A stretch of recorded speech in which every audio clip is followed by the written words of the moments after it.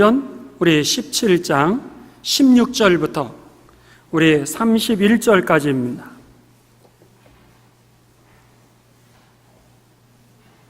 사도행전 우리 17장 16절부터 우리 31절까지 저하고 여러분들 다 같이 한 목소리로 우리 봉독하도록 하겠습니다. 바울이 아덴에서 그들을 기다리다가 그 성에 우상이 가득한 것을 보고 마음에 격분하여 회당에서는 유대인과 경건한 사람들과 또 장터에서는 날마다 만나는 사람들과 변론하니 어떤 에피큐로스와 스토아 철학자들도 바울과 쟁론할세 어떤 사람은 이르되 이 말장이가 무슨 말을 하고자 하느냐 하고 어떤 사람은 이르되 이방 신들을 전하는 사람들인가 보다 하니 이는 바울이 예수와 부활을 전하기 때문이로라. 그를 붙들어 아레오바고로 가며 말하기를 네가 말하는 이 새로운 가르침이 무엇인지 우리가 알 수 있겠느냐. 내가 어떤 이상한 것을 우리 귀에 들려주니 그 무슨 뜻인지 알고자 하노라 하니 모든 아덴 사람과 거기서 나그네 된 외국인들이 가장 새로운 것을 말하고 듣는 것 이외에는 달리 시간을 쓰지 않음이더라. 바울이 아레오바고 가운데 서서 말하되 아덴 사람들아 너희를 보니 범사에 종교심이 많도다. 내가 두루다니며 너희가 위하는 것들을 보다가 알지 못하는 신에게라고 새긴 단도 보았으니 그런즉 너희가 알지 못하고 위하는 그것을 내가 너희에게 알게 하리라.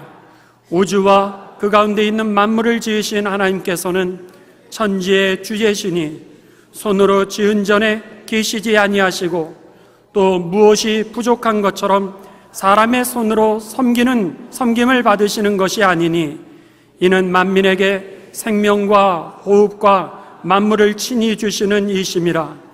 인류의 모든 족속을 한 혈통으로 만드사 온 땅에 살게 하시고 그들의 연대를 정하시며 거주의 경계를 한정하셨으니 이는 사람으로 혹 하나님을 더듬어 찾아 발견하게 하려 하심이로되 그는 우리 각 사람에게서 멀리 계시지 아니하도다. 우리가 그를 힘입어 기동하며 존재하느니라. 너희 시인 중 어떤 사람들의 말과 같이 우리가 그의 소생이라 하니 이와 같이 하나님의 소생이 되었은즉 하나님을 금이나 은이나 돌에다 사람의 기술과 고안으로 새긴 것들과 같이 여길 것이 아니니라.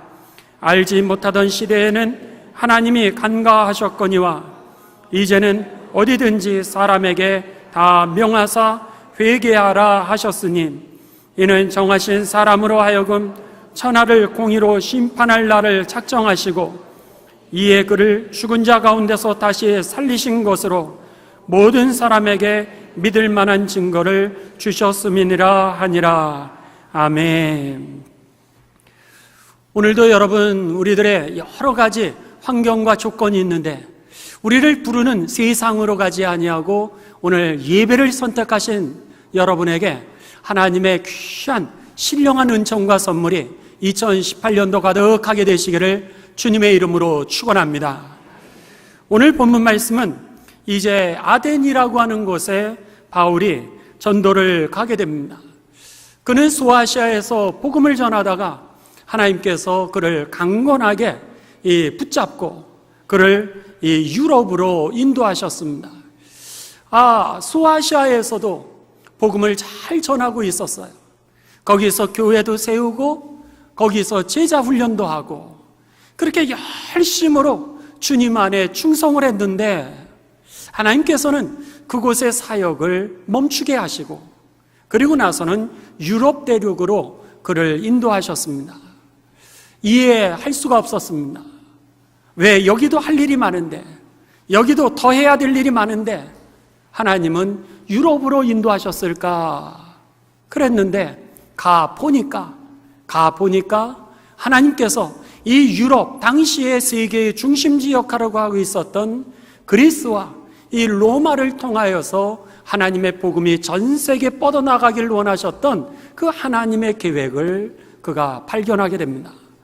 여기에서 우리들이 여러분 영적으로 교훈을 얻습니다.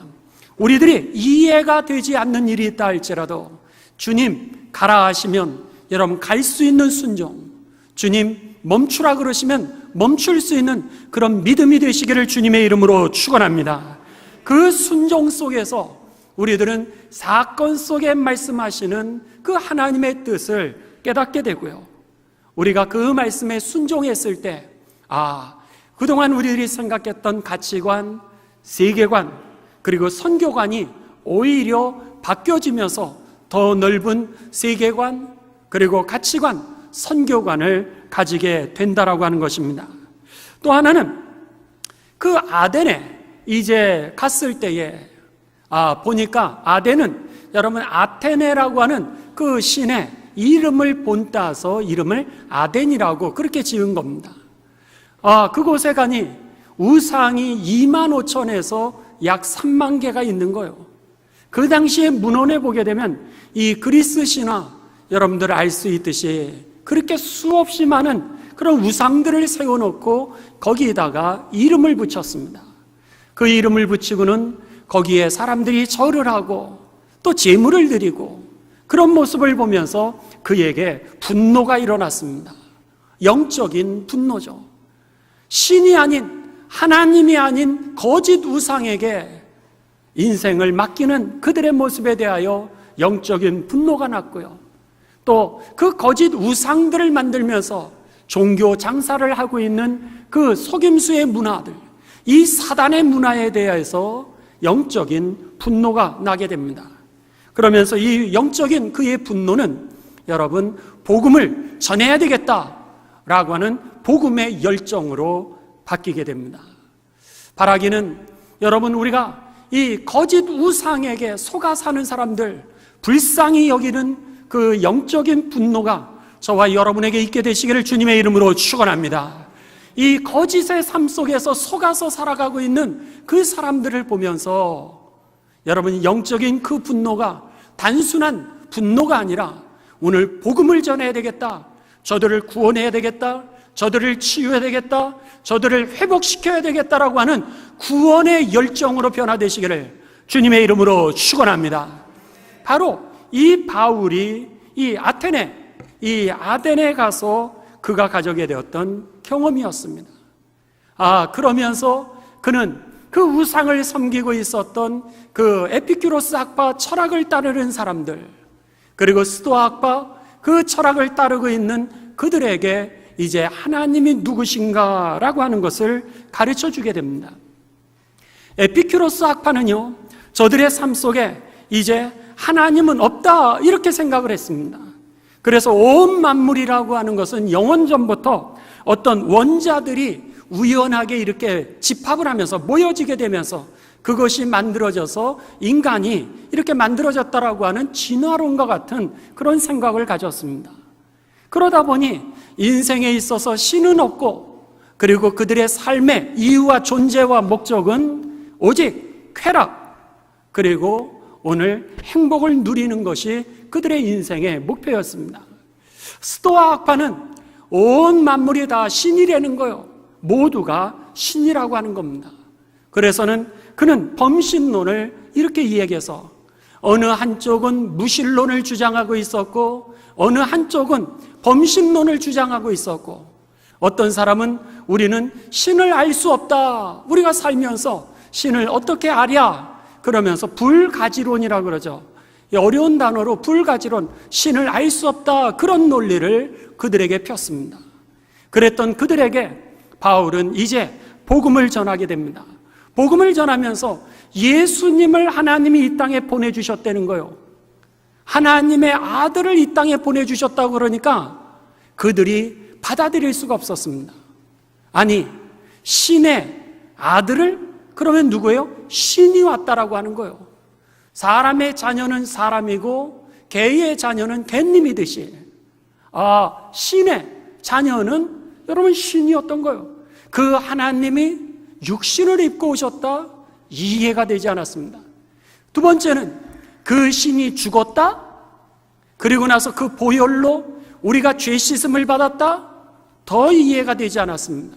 세 번째는 죽으셨던 그 신의 아들 예수라고 하는 분이 이제는 부활했다? 죽음에서 부활했다? 더더욱이 이해할 수가 없었습니다. 그런 그들에게 이제 바울이 그 하나님이 누구신가 라고 하는 것을 설명을 하기를 시작하게 됩니다. 설명을 시작하게 되자 이들이 궁금했습니다.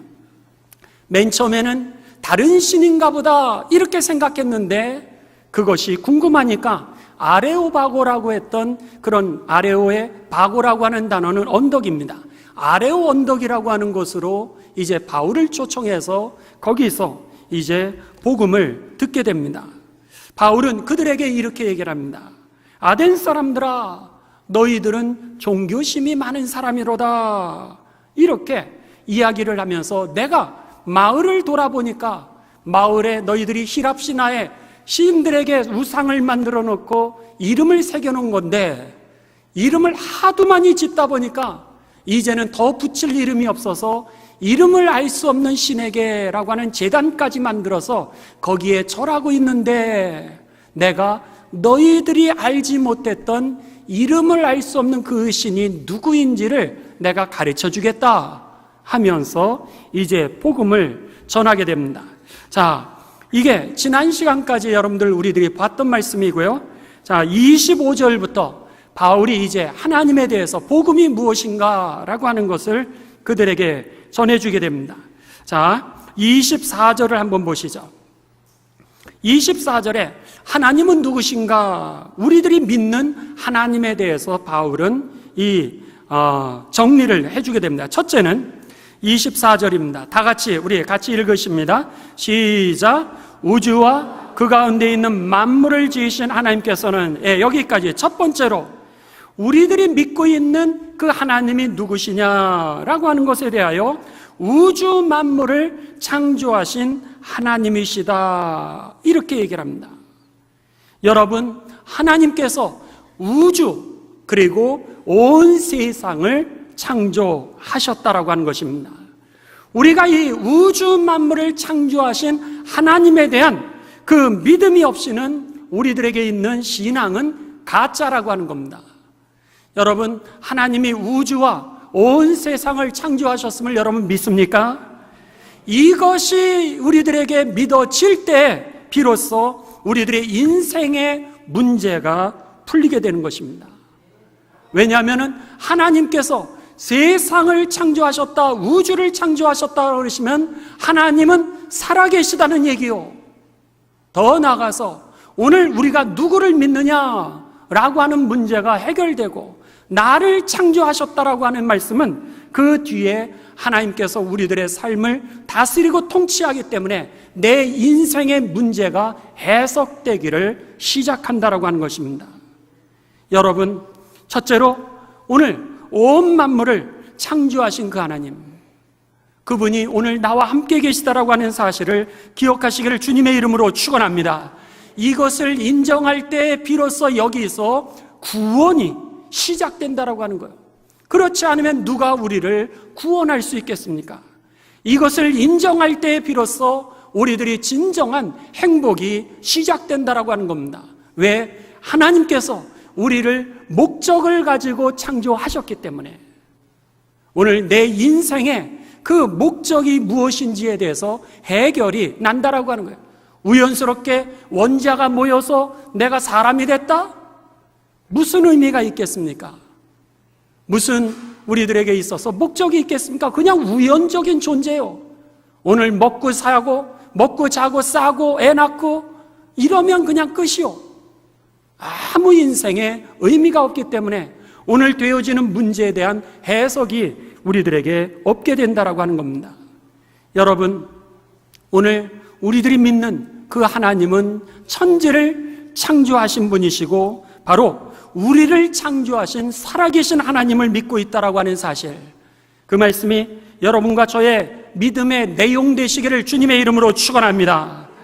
두 번째는 24절 계속해 보시면은 천지의 뭐라 그랬어요? 주되시다. 천지를, 온 역사를, 우리들의 삶을 주장하시는 분이다, 통치자라고 하시는 겁니다. 하나님은요, 우리들의 삶을 갖다가 우주를 창조해 놓고 그냥 내버려 두신 하나님이 아니라고 하는 사실입니다. 마치 여기에 시계가 있습니다.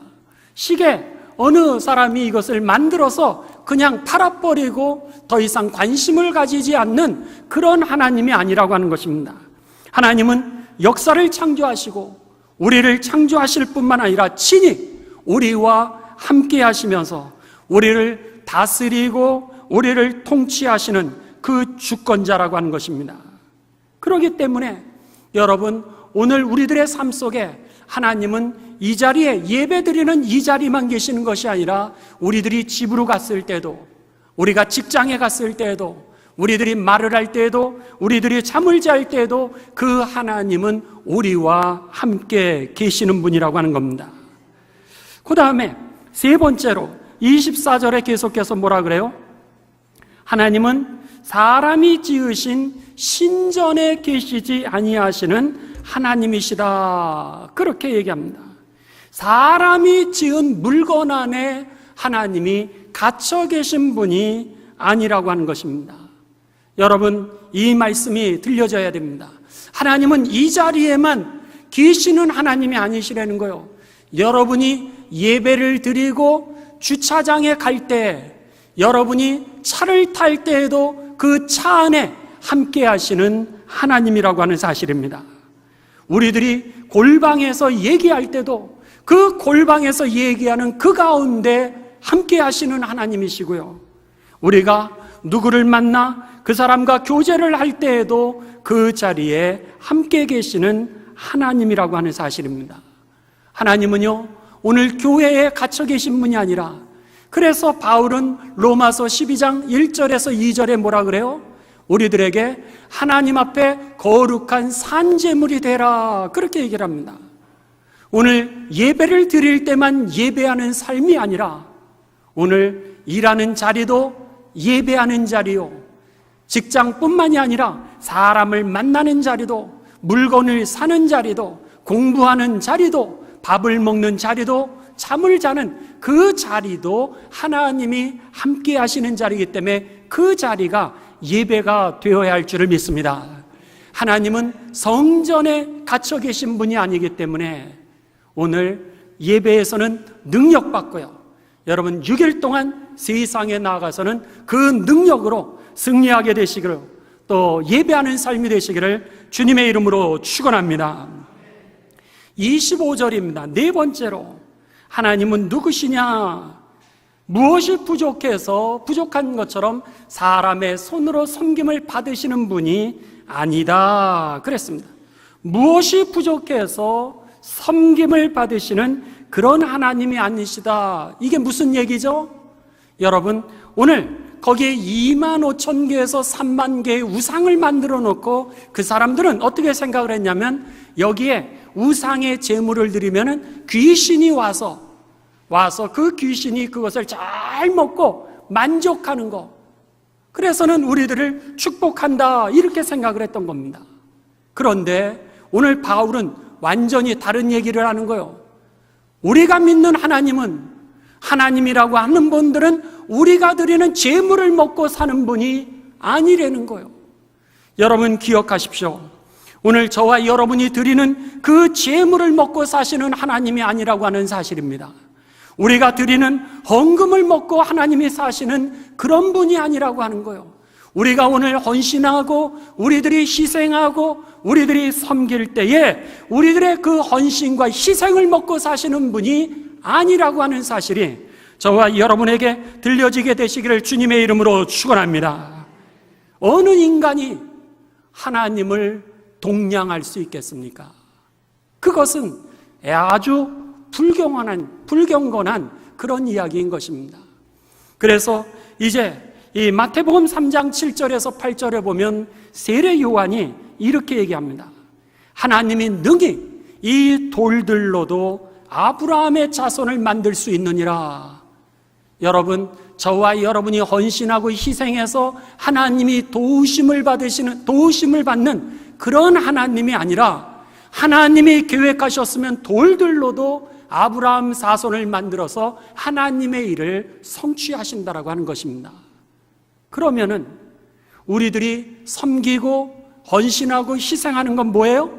하나님의 영광스러운 사역에 우리가 동참한다라고 하는 거, 여러분 그 자리에 함께 있다라고 하는 자리가 바로 그런 자리라고 하는 것이 깨달아지게 되시면서 행복하게 희생하고 행복하게 사랑하고 행복하게 여러분 축복하는 삶이 되시기를 주님의 이름으로 축원합니다.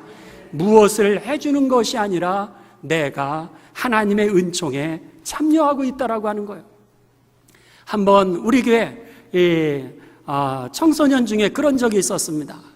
학교 가면서 자기 친구가 병원에 이렇게 입원해가지고 쉬는 모습을 보면서 너무 부러워가지고 나도 좀 아파가지고 병원에 누웠으면 좋겠다 그렇게 생각을 했다는 거예요.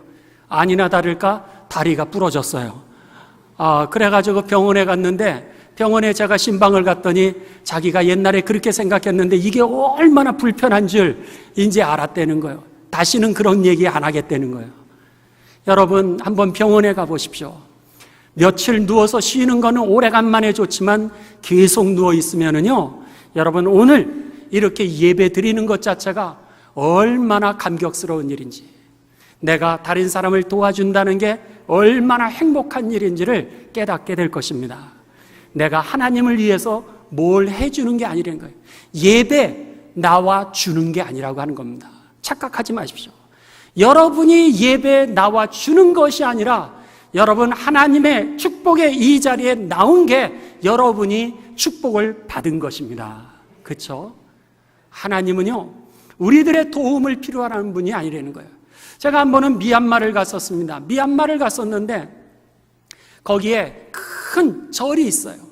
큰 절이 있는데 큰 절 안에 또 큰 이 부타의 그 신상이 있었습니다. 그랬는데 제가 이렇게 올려다 보는데 거기에 뭐가 너플너플 거리는 거예요. 뭐가 너플너플 거리는데 보니까 이 부타가 여러분 여름이라 더웠는지 부채를 옆에서 그냥 인공적으로 부채를 갖다가 거기에서 이제 부타를 이렇게 하고 있는 모습을 봤습니다. 그거는 여러분 우상이요. 하나님이 여러분이 부채질해서 시원하실 하나님이시면 하나님이 아니신 거죠. 오늘 그 말씀입니다. 하나님은 누구시냐? 우리가 부족해서 섬김을 받으시는 그런 하나님이 아니시라는 거예요. 그 다음에 25절에 계속해서 갑니다. 다섯 번째로 하나님이 누구시냐? 자, 25절 같이 읽습니다. 시작.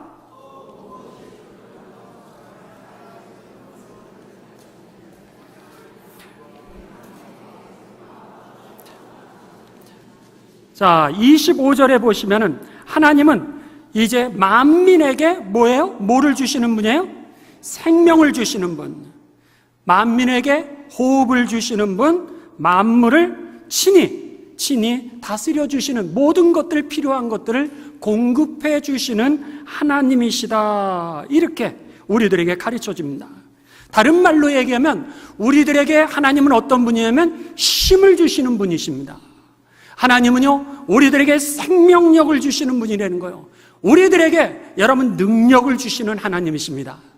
그래서 우리가 실패했을 때도, 우리가 병들었을 때도, 우리가 문제가 있었을 때에도 눈물로 사는 사람이라 할지라도 오늘 성전에 나오면, 주님 앞에 엎드리면 그들의 눈물이 변화되어서 뜨거운 감동의 찬송으로 변화되는 이유는 어디 있는 거죠? 그것은요 상황과 상관없이 주님이 주시는 능력과 주님이 주시는 힘과 주님이 주시는 생명이 내 생명을 일으키기 때문인 것입니다. 그래서 사람들이 주님 앞에 나오면은 삶이 달라져서 새 출발할 수 있는 이유가 거기 있었던 것입니다. 그래서 시편 기자는 그 하나님을 뭐라고 표현했죠? 하나님은 나의 힘이시다 이렇게 표현했던 거예요. 하나님은 나의 능력이시다. 하나님은 나의 산성이시다. 하나님은 나의 바위시다. 하나님은 나의 피난처라고 그렇게 말씀했던 것입니다. 오늘 바울은 우리들에게 하나님이 누구시냐?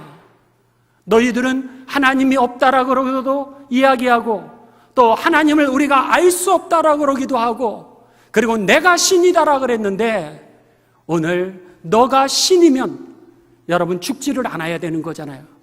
그런데 다 죽는 이유가 어디 있습니까? 신이 아니기 때문이라는 거예요.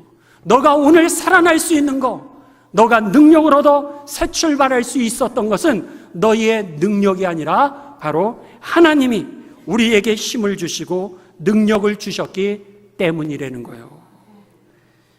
여러분, 우리가 이 사도신경을 고백하지 않습니까? 사도신경 맨 처음에 어떻게 되죠?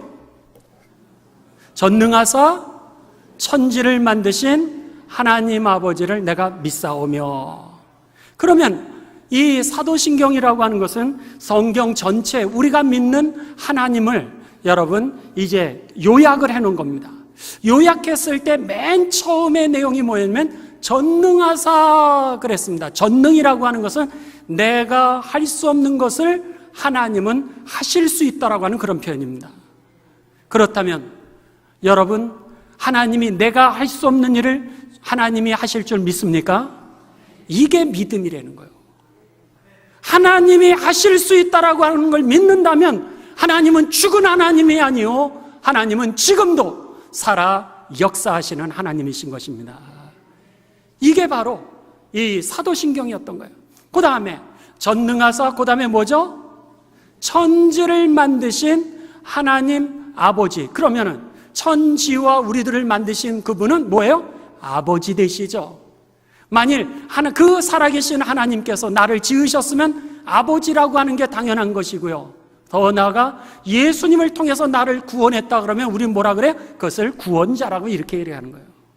그랬다면 저와 여러분이 하나님은 전능하시며 하나님은 나를 창조하신 분이시며 그리고 나를 구원하시는 분이라고 하는 것이 사도신경을 고백할 때 그 내용이었다라고 하는 겁니다. 이게 믿음의 내용이요.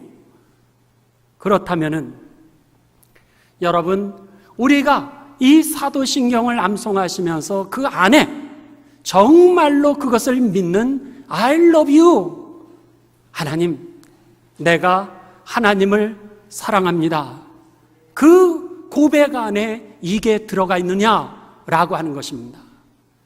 주문처럼 그냥 전능하사 천지를 만드신 하나님 아버지를 내가 믿사오며 그 외아들 우리 주 예수 그리스도를 믿사오니, 이건 주문이요. 그것은 어린아이들도 여러분 주문처럼 외울 수 있는 것인데, 오늘 우리들이 그것을 암송을 하실 때 그 안에 하나님, 내가 하나님을 사랑합니다, 이 고백이 이 안에 있냐는 거예요. 주기도문도 마찬가지입니다. 주기도문 맨 처음에 어떻게 하죠? 하늘에 계신 우리 아버지. 헷갈리시는 분이 있으세요? 사도신경이 앞으로 터져 나오시는 분인데, 하늘에 계신 우리 아버지, 그렇죠? 우리 아버지라는 거죠. 아버지가 뭐예요? 나를 창조하신 분이시라는 거예요. 거기에 I love you가 있냐는 거예요. I love you. 오늘 이 바울은 여기에서 그 말씀을 하는 겁니다. 오늘 하나님이 누구시냐는 거예요. 하나님은 우리를 창조하시고 우리를 다스리실 뿐만 아니라 우리에게 힘을 주시고 우리에게 생명을 주시고 우리에게 능력을 주시는 살아계신 하나님이신 것입니다. 그거를 그들에게 지금 가르쳐 주는 거예요. 그 다음에 6장, 우리 26절입니다. 26절에 보시면요, 하나님이 이번에는 26절에 보시면 인류의 모든 족속을 뭐로 만드셨어요? 한 혈통으로 만드셨다는 거예요. 한 혈통으로 만드시고, 이 얘기는 여러분, 그리고 또 하나는 뭐예요? 한 언어로 만드셨다라고 하는 겁니다. 오늘 우리들이 여러분 다 같은 한 형제 자매라는 거예요. 성경에 보면은 아담을 통하여서 우리 모두 다가 한 혈통으로 하나님이 만드셨고요, 하나의 언어로 우리를 창조하셨습니다. 그렇기 때문에 여러분, 우리 모두는 하나님 안에서 가족입니다. 할렐루야. 믿습니까? 이게 중요한 거죠. 오늘 그런데 왜 우리가 언어가 갈라지고 여러분 문화가 갈라져서 서로 적대하게 되었나? 죄가 들어왔기 때문이라는 거예요. 죄 때문에 언어가 갈라지게 되었고 우리가 형제 자매됨을 잃어버리게 된 것이지, 족보를 따라서 올라가 보십시오. 아담 안에서 우리가 다 지음을 받았고, 노아 안에서 다 지음을 받았고, 아브라함의 후손으로 형제 자매였던 것입니다. 그렇기 때문에 여러분, 가난하다 그래서 우리들이 절대로 멸시해서는 안 될 것입니다. 그가 여러분 장애인이라 할지라도 여러분 우리의 형제 자매라고 하는 것입니다. 그가 흑인이라 할지라도 여러분 그가 우리의 형제 자매요. 북한 사람들이라 그래서 여러분 그들도 마찬가지로 우리의 형제 자매요. 난민이라 그래서 여러분 그들이 우리에게 배척받아야 되는 사람들이 아니라 우리의 형제 자매라고 하는 사실입니다. 죄 때문에 우리가 갈라지게 된 거예요. 여러분, 이 가족들 집안에서 인사들 다 하시잖아요. 옆에 계시는 분이 나보다 조금 나이가 많으시면 형님이나 누나일 것 같고요. 나보다 조금 젊게 보이시면 반말하셔도 될 것 같아요. 그렇죠? 그 정도로 우리가 가족이라고 하는 겁니다. 자, 오늘 예배 오셔서 여러분 경건하게 예배는 드리시지만 한번 가족들 인사했는지, 옆에 분이 나보다 나이가 많을 것 같으면 형님, 언니, 동생 같으면 여러분 반말하시고 인사하셔도 될 것 같아요. 자, 안녕하세요, 형님, 누님, 그러면서 좀 인사 좀 하시죠.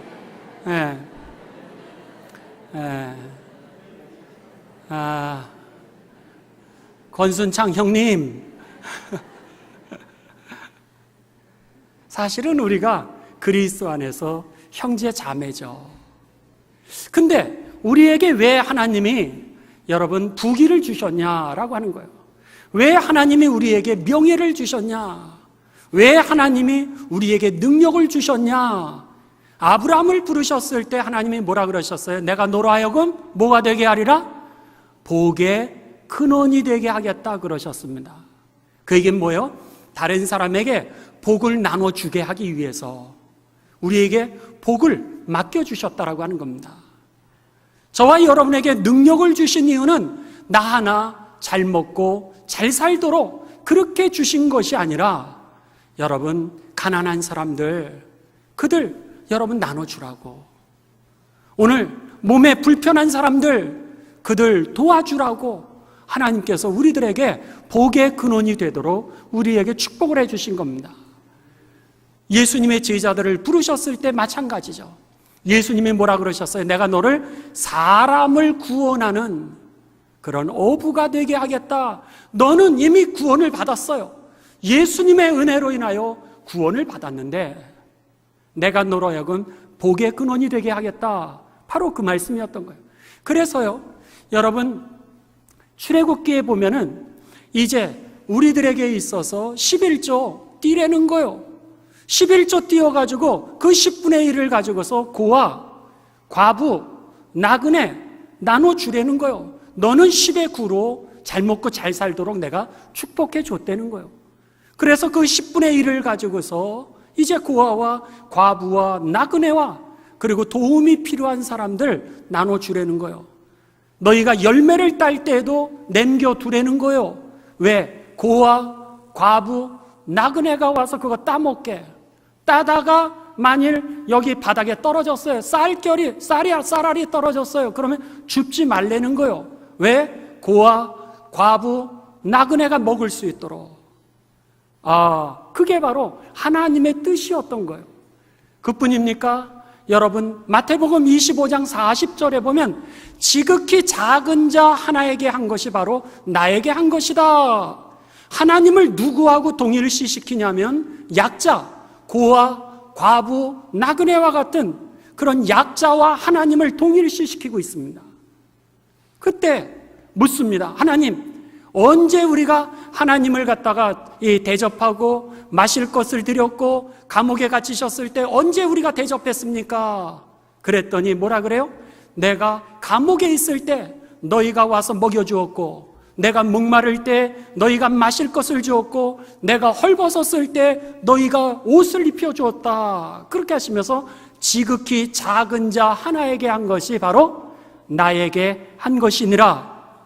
이렇게 말씀을 하시는 거예요. 오늘 본문 말씀이 바로 그렇습니다. 하나님은 어떤 분이시냐? 우리를 갖다가 한 가족으로 만들어 주신 분이시라는 거예요. 그리고 우리에게 축복해 주신 이유는 여러분, 가족들 돌보라고. 오늘 육신의 가족만이 아니라 여러분, 세상에 가난한 자, 그리고 병든 자, 그리고 여러 모양으로 하나님의 은혜와 도움을 기다리고 있는 그들에게 주님의 손과 발이 되어서 복의 근원의 삶이 되시기를 주님의 이름으로 축원합니다. 지금 에피큐로스 학파와 나 혼자 잘 먹고 잘 사는 거, 쾌락이 인생의 목적이다, 나 행복한 게 인생의 목적이라고 생각하는 그들에게 아니라는 거요. 당신만이 아니라 당신 주변에 있는 가난한 자, 고통당하는 자를 돌보는 것이 당신을 축복하신 이유라고 그렇게 이야기하고 있는 것입니다. 그 다음에 26절에 계속해서 하면은 인간을 창조하시고 땅을 만들어 살게 하신 하나님이라 그랬습니다. 하나님의 7번째는 뭐냐면 인간을 창조하시고 땅을 만들어서 살게 하신 분이라는 거예요. 이 얘기는 뭐예요? 여러분, 하나님은 우리를 창조하고 내버려 두신 그런 하나님이 아니라 세밀하게 에덴 동산을 만드셔서 에덴 동산에서 우리들로 하여금 하나님의 축복을 누리도록 세밀한 관심을 가지시는 좋으신 하나님이라고 하는 말입니다. 믿습니까? 하나님이 여러분들에게 참 좋은 하나님이라고 하는 걸 경험하십니까? 하나님은요, 한치의 오차도 없으십니다. 여러분, 우리 교회 고한나 자매가 있습니다. 한나 자매가 지금 뉴질랜드로 1년 연수를 갔습니다. 1년 연수를 갔는데 이제 목사님, 뉴질랜드에서 좋은 교회 목사님 추천해 주세요. 그래서 저한테 이제 부탁을 하고 뉴질랜드로 갔습니다. 제가 뉴질랜드의 좋은 교회가 어떤 교회인지 어떻게 알겠습니까? 그래서는 제가 감리교가 있는 감리교 주소록에 있는 뉴질랜드에 있는 모든 목사님들에게 제가 이메일을 보냈어요. 이메일을 보내가지고 우리 교회 너무너무 좋은 청년이 1년 그곳으로 연수를 갔는데 이 자매가 머물고 있는 곳은 이 근처입니다.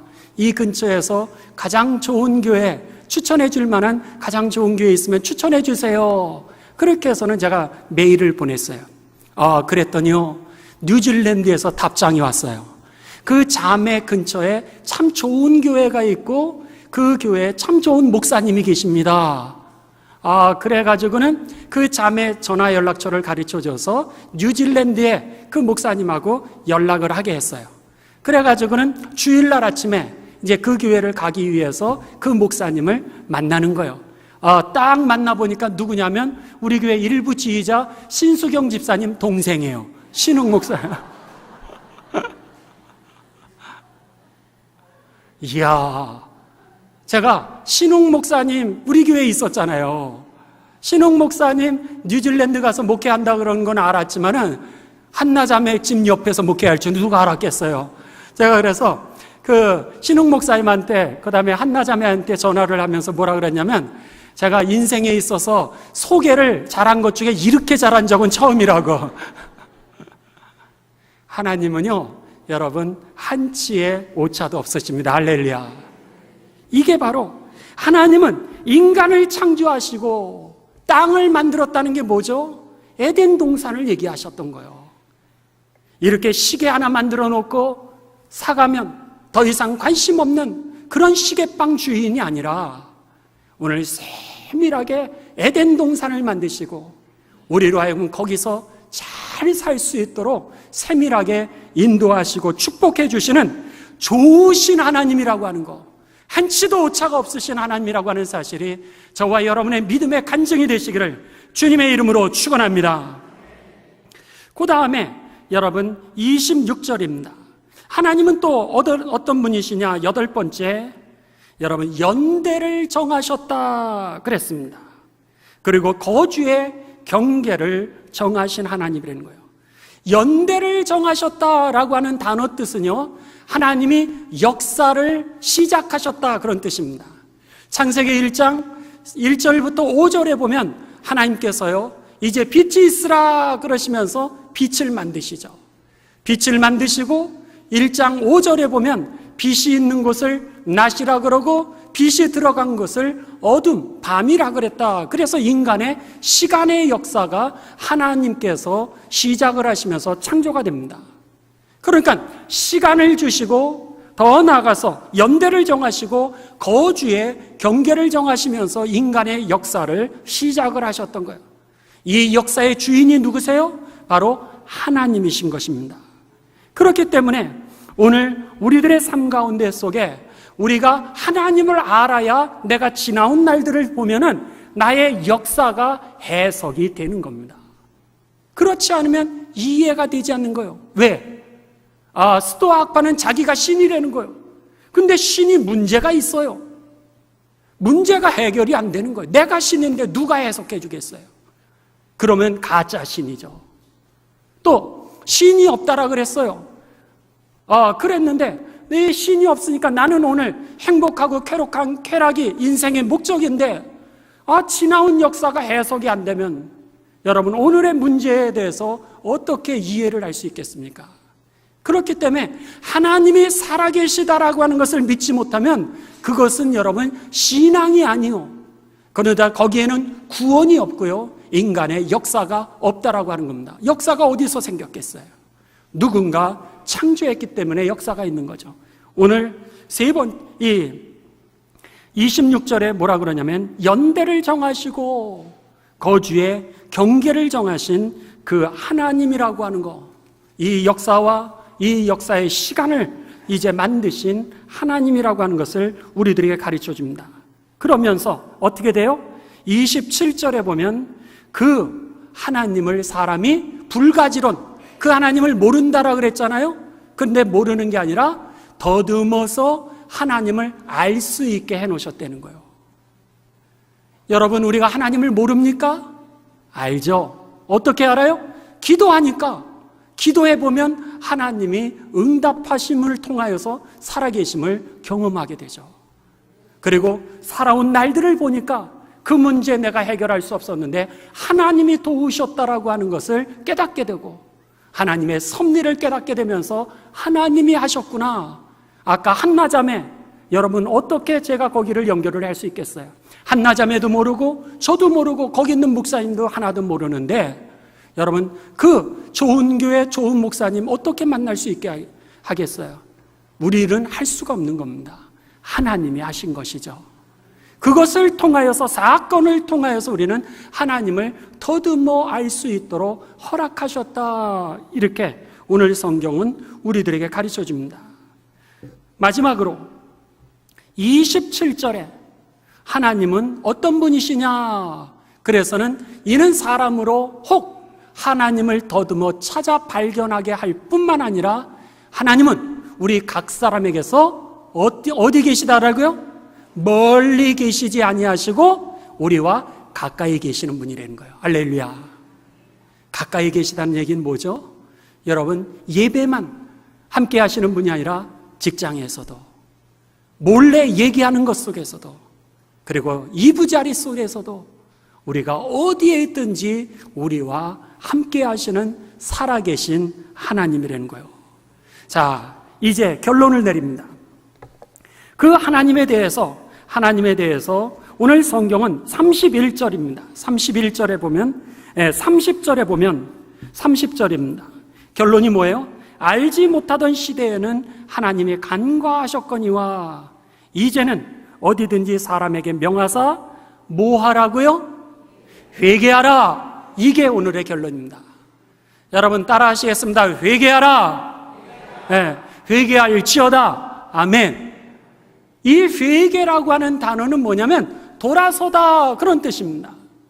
지금 하나님을 하나님으로 믿지 않는 사람들, 또 내가 차라리 내 주먹을 믿어라 라고 하는 사람들, 암만 해도 하나님을 찾을 수 없다라고 하는 불가지론을 주장하고 있는 그 모든 사람들, 그들의 삶에 대하여 주님께로 돌아오라는 거예요.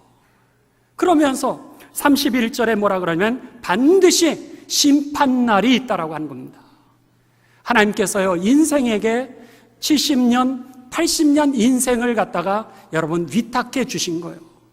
조금 있으면 저와 여러분 어느 누구도 이 죽음의 문제를 비켜갈 수 없을 것입니다. 만일 여러분이 신이라면 여러분 죽지 않을 겁니다. 그러나 여러분이 하나님이 아니라 그러면 반드시 여러분들은 죽게 되어 있습니다. 다른 사람 교통사고 났다고 그래서 우습게 생각하지 마십시오. 우리도 사고 날 수 있습니다. 다른 사람 병 걸렸는데 나는 병 안 걸린다? 여러분 착각하지 마십시오. 우리도 병에 걸리게 되어 있습니다. 그 이유는 어떻게 되냐? 그 다음에는 우리들이 죽고 하나님 앞에 심판대에 서게 될 텐데 31절에 뭐라면 공의로 그랬습니다. 공의로 우리를 심판하실 텐데 공의로 심판할 때에 주님, 예수님께서 부활하신 것처럼 우리도 부활시켜서 하나님이 죽음이 끝이 아니라 부활시켜서 예수님을 통하여 우리를 심판하실 것이라고 오늘 성경은 우리들에게 그렇게 결론을 내리고 있습니다. 아하, 살아계신 그 하나님이 우리에 대해서 반드시 죽음으로 심판을 하실 것이고 죽은 이후에는 우리의 행한 대로 예수님을 통하여 심판하신다는 거예요. 그것을 깨닫고 오늘 하나님이 없다고 하는 사람들, 하나님을 알 수 없다라고 하는 사람들, 오늘 내 주먹을 믿으라라고 하는 사람들에게 회개할지어다 그러면서 선포하고 있는 겁니다. 여러분, 기회 있을 때 돌리시기 바랍니다. 기회 있을 때 하나님을 하나님으로 인정하고 예수 그리스도를 믿으십시오. 그랬을 때 오늘 성경은 주 예수를 믿으라 그리하면 너와 내 가문까지 여러분 구원을 받게 될 것입니다. 할렐루야. 뿐만 아니라 하나님이 세상을 이처럼 사랑하사 누구를 주셨어요? 예수님을 주셨다는 거예요. 그래서 예수님을 통하여서 뭐예요? 우리가 멸망하지 않고 영생을 얻게 했다고 말씀하셨고요. 그리고 천하 인간 중에 구원을 받을 만한 다른 이름을 주신 적이 없다고 했습니다. 천지를 창조하시고 나를 창조하시고 이 역사를 주관하시는 하나님이 예수님을 이 땅에 보내주셔서 심판의 기준으로 세우셨다는 거예요. 죽음은 하나님이 정해놓으신 법칙인데 그 이후에는 부활하여서 이 심판대 앞에 저와 여러분이 행한 대로 하나님이 반드시 심판하실 것을 오늘 성경은 우리들에게 가르쳐주고 있습니다. 여러분, 기회 있을 때 예수님을 잘 믿으시고요, 살아계신 그 하나님, 예수님을 통하여 복을 주시고 예수님을 통하여 하나님의 뜻을 성취하시는 그 하나님의 축복이 저와 여러분의 복이 되시기를 주님의 이름으로 축원합니다. 주님의 이름으로 축원합니다.